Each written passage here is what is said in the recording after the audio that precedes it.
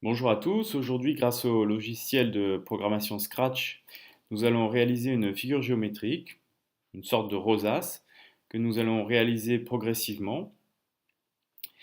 Et nous allons d'abord, la première étape, nous allons d'abord fabriquer un carré. On va faire un carré au lutin. Alors pour les besoins de l'exercice, j'ai changé le lutin et j'ai mis une flèche, ça va nous permettre de visualiser plus facilement les rotations du lutin. Et j'ai légèrement commencé le programme en prenant dans événements quand le drapeau vert est cliqué. Ça nous permettra d'exécuter le programme. Alors on va d'abord faire partir le capteur au centre de l'image. Donc pour ça, vous savez que le plan, ici, la scène, et sur la scène se trouve un repère. Et le centre du repère, l'origine du repère, et se trouve au centre de la scène. Donc ici, je vais mettre aller d'abord au centre du repère au 0, 0, c'est-à-dire à l'origine du repère, voilà, ce qui se trouve au centre de la scène. Je vais y arriver. Ensuite, on va faire avancer le lutin de 50. On va faire un carré de 50 de côté. Et évidemment, quand il va avancer, eh bien, il va falloir qu'il y ait une trace. Donc on va utiliser le script stylo, ici les scripts stylo. Pour ça, eh ben, on va bien faire attention de bien tout effacer une fois qu'on s'est positionné au centre et de mettre le stylo en position d'écriture avant de se déplacer. Donc, on peut déjà faire un premier test. Ici, quand j'exécute le programme, on a bien un trait qui s'est dessiné. Le lutin a tracé un trait de 50. Et vous voyez qu'il est toujours dans cette position-là. Moi, pour qu'il puisse dessiner la deuxième partie, eh il va falloir faire une rotation, alors toujours dans mouvement. Donc pour un carré, on va faire une rotation de 90 degrés. Donc ici, on va tourner vers la droite de 90 degrés. Ici, voilà. Pour que vous puissiez bien voir ce qui se passe, je vais mettre quelques secondes, à chaque fois une seconde d'intervalle, pour que vous puissiez bien voir les mouvements du lutin. Donc j'exécute à nouveau, il est au centre, il avance et il tourne. Donc cette opération, on va la répéter plusieurs fois. On va essayer. Voilà, il l'a fait. Sachant que ici, vous voyez que il s'est mal orienté dès le départ. Donc pour ça, c'est une petite ici, il faut utiliser le script s'orienter à 90 au début pour qu'il commence toujours de la même façon. Donc je vais mettre ici par exemple, il va s'orienter à 90 dès le début. Donc vous voyez comme on peut visualiser l'exécution du programme rapidement, on peut vite corriger le programme, c'est un des gros avantages de Scratch. Donc je vais recommencer, là il est bien orienté à 90 et il a dessiné le premier carré. Voilà, ça c'est la première étape. Mais on va améliorer un petit peu ce programme parce que vous voyez qu'on répète toujours les mêmes choses. D'accord?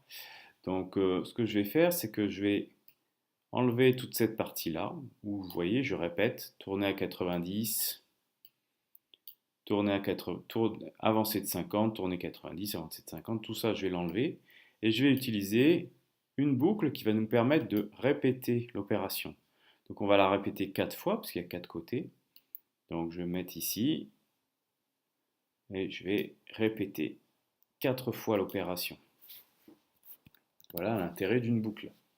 Alors imaginons, là je l'ai fait que 4 fois, imaginons que ce soit un polygone de 20 côtés, il aurait fallu le répéter 20 fois, d'où l'intérêt de cette boucle. Donc on va exécuter à nouveau le programme. Là ici, vous voyez bien, comme il y a à chaque fois une attente de 1 seconde, vous voyez bien la décomposition du mouvement et du tracé du carré. Voilà, ça fonctionne bien. C'était la première partie. Nous allons essayer de développer maintenant, on va essayer de faire des polygones avec davantage de côtés. Donc pour cela, eh ben, nous allons répéter plus de fois. Donc si je veux faire par exemple un hexagone, je vais répéter 6 fois. Je vais toujours faire 52 côtés. Par contre, l'angle que je vais utiliser va être différent. Donc l'angle que je vais utiliser, eh bien, pour trouver l'angle, eh bien, il faut faire 360, c'est-à-dire un tour complet, divisé par 6 parce qu'il y a 6 côtés. Donc 360 divisé par 6, ça fait 60 degrés. Voilà, si j'exécute mon programme, je devrais maintenant avoir un hexagone. Voilà, il le dessine progressivement.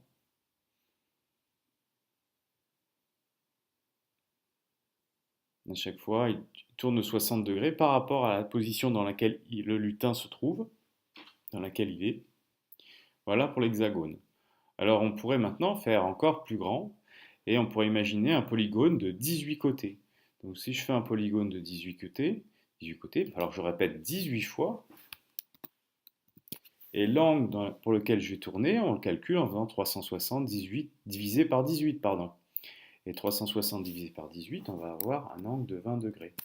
Donc à chaque fois, le lutin va tourner de 20 degrés par rapport à sa position. J'exécute et je devrais avoir un polygone de 18 côtés. Voilà, progressivement. Alors vous voyez que là, comme j'avance de 50, je risque de sortir de l'écran. Et s'il sort de l'écran, voilà, ça va faire quelque chose qui va plus ressembler à un polygone. Donc je vais tout de suite arrêter mon programme. Voilà. Et je vais modifier un paramètre ici, c'est la longueur du segment. Donc je vais mettre seulement 10 pour pouvoir visualiser mon polygone à 18 côtés. Je vais enlever les temps d'attente. Voilà.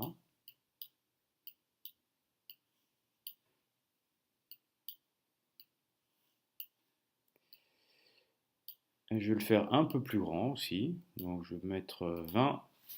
Ça devrait être mieux. Et là, il va pouvoir s'exécuter automatiquement.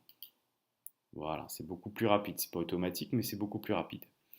Et ensuite, on va essayer de faire plusieurs fois ce polygone à 18 côtés pour pouvoir réaliser la dernière étape, c'est la rosace. Donc nous allons répéter cette opération. On va la répéter 18 fois en faisant tourner à chaque fois le lutin de 20 degrés de manière à ce qu'il ne trace pas à chaque fois le même polygone. Donc je vais utiliser à nouveau la boucle répéter. Répéter 18 fois. Et entre chaque tracé, je veux qu'il y ait il tourne légèrement, on va dire 20 degrés pour qu'il fasse un tour complet. 20 fois 18, ça va faire 360 degrés, et donc il va pouvoir faire un tour complet. Donc ici, 20 degrés. Voilà. Et je vais exécuter mon programme. Et je devrais obtenir 18 fois le polygone, et donc obtenir une rosace.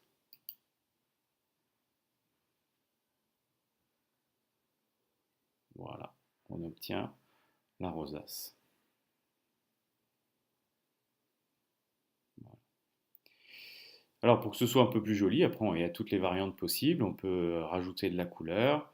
Alors par exemple, dans stylo, je pense que ici, voilà, on a les différentes couleurs. Alors ce qu'on peut faire, c'est dans la boucle, on peut ajouter 10 à l'intensité du stylo, ou à la couleur. Ajouter 10 à la couleur du stylo, voilà. Et donc ça va permettre d'obtenir quelque chose avec des couleurs qui changent, une rosace avec des couleurs qui changent. Donc je vais pouvoir le mettre ici par exemple. Voilà. Et donc on va avoir des cercles, enfin ce ne sont pas des cercles, des polygones de couleurs différentes. Voilà, j'exécute. Et vous voyez que la couleur se modifie petit à petit. Voilà. Donc évidemment, là ici, on peut faire toutes les figures que l'on veut. Et du moins, on peut faire fonctionner son imagination et faire des figures personnelles. Donc je vous encourage à faire vos propres figures grâce à ce logiciel. Je vous remercie pour votre attention et à très bientôt dans une nouvelle vidéo. Au revoir.